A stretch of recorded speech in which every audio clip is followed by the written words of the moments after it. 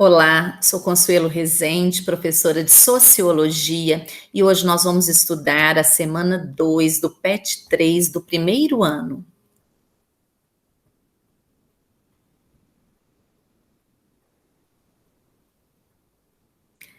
Iniciamos os nossos estudos. Que a fé nunca nos falte e o amor sempre nos encontre. Que assim seja.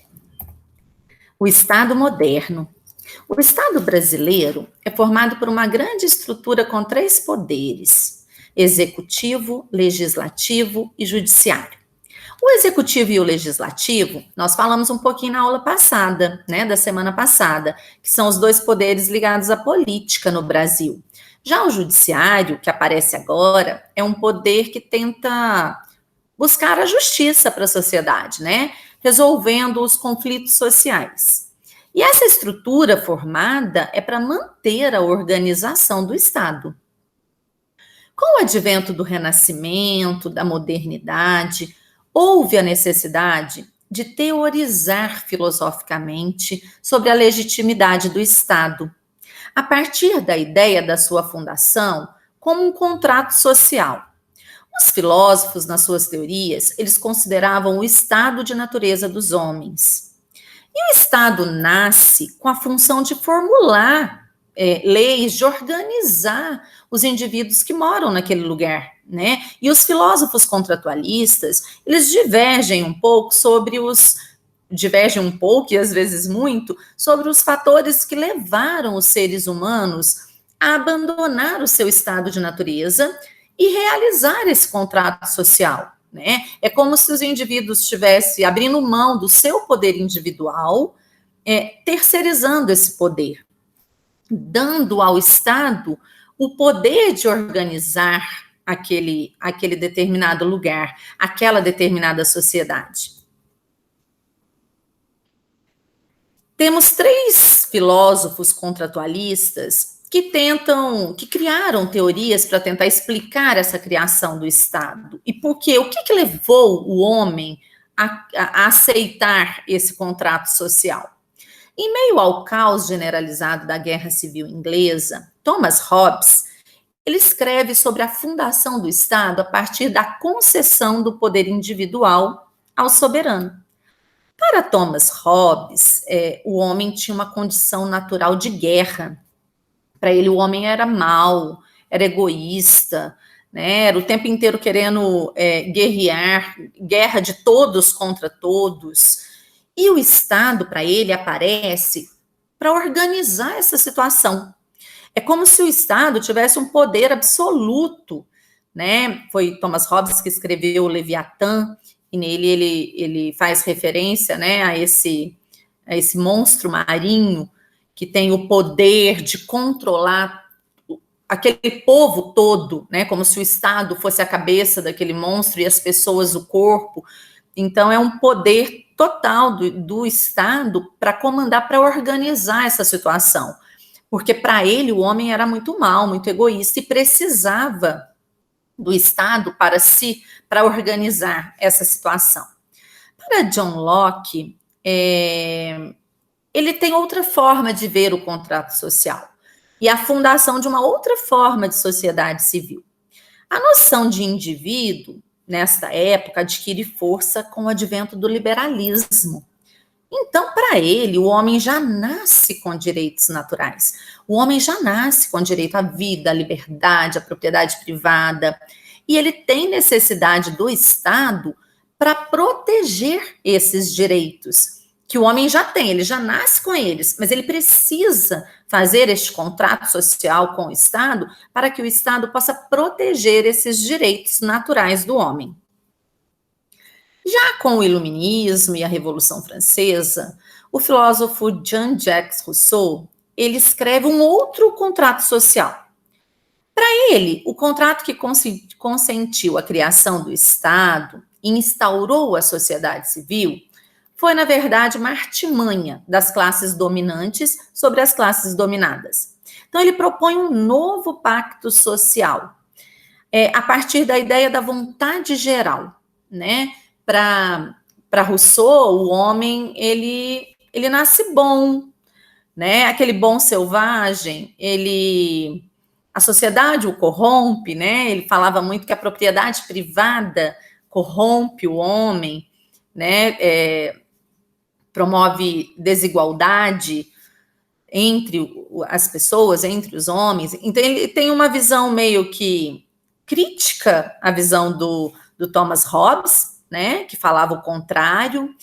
E com Rousseau, nessa época de Revolução Francesa, os ideais da Revolução Francesa em alta, ele passa aqui a destacar a vontade geral. Essa vontade geral, que seria a vontade geral do povo, que a gente faz uma ligação direta com uma democracia, né?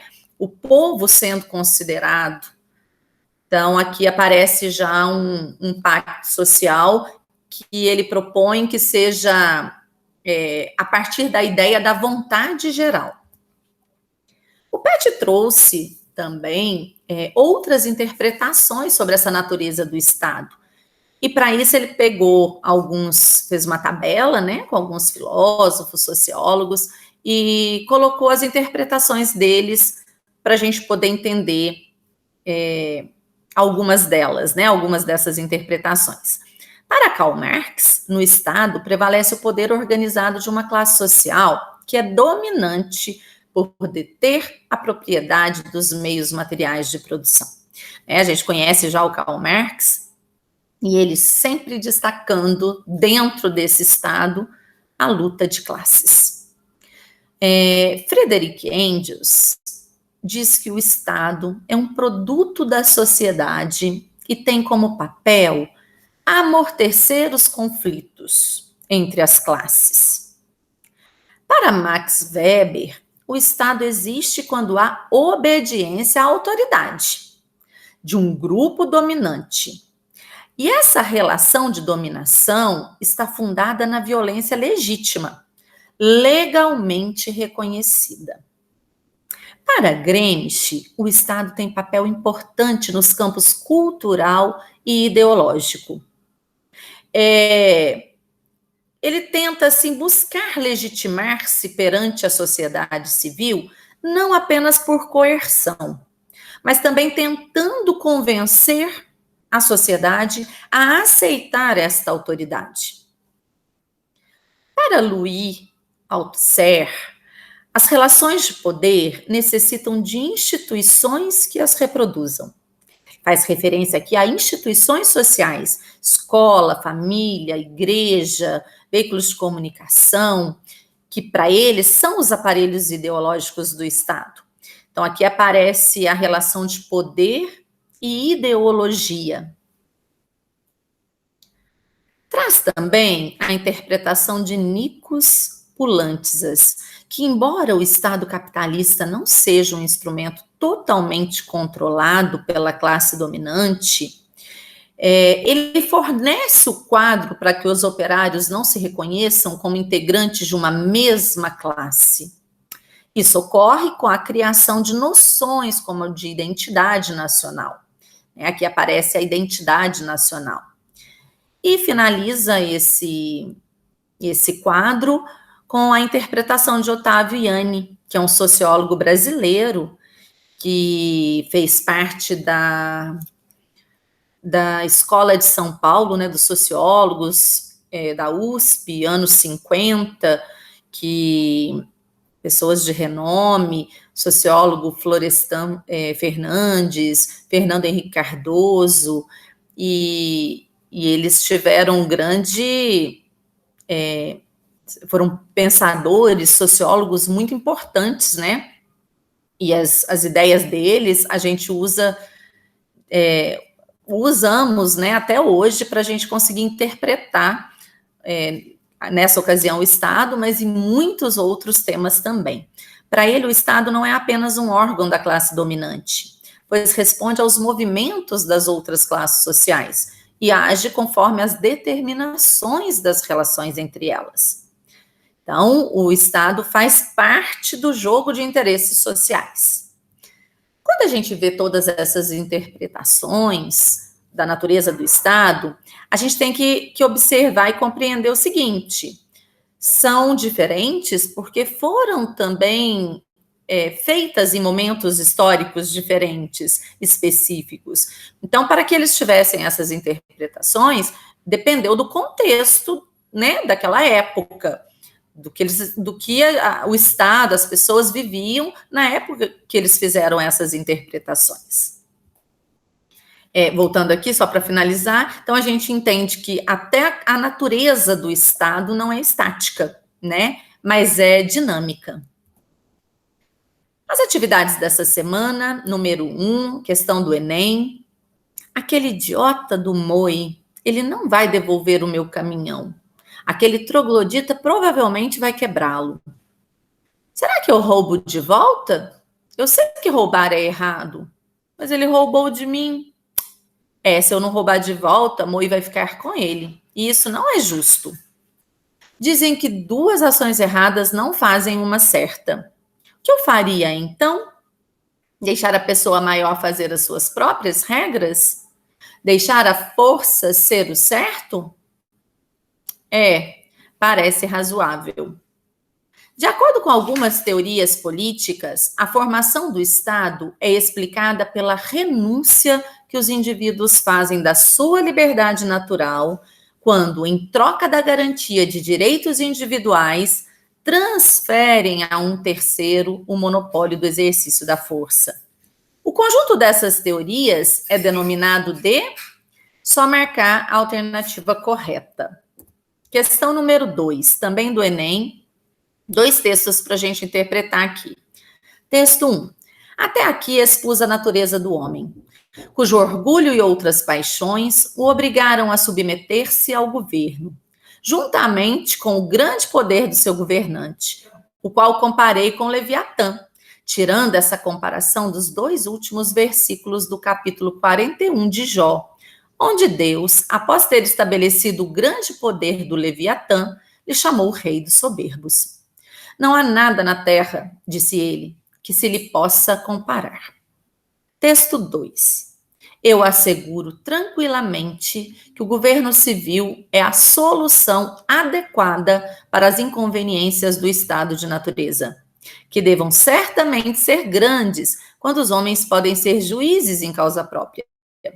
Pois é fácil imaginar que um homem tão injusto, a ponto de lesar o irmão, dificilmente será justo para condenar a si mesmo pela mesma ofensa. Thomas Hobbes e John Locke, importantes teóricos contratualistas, discutiram aspectos ligados à natureza humana e ao Estado. Thomas Hobbes, diferentemente de John Locke, entende o estado de natureza como, só marcar também a alternativa correta. E a última questão, número 3, questão do Enem também.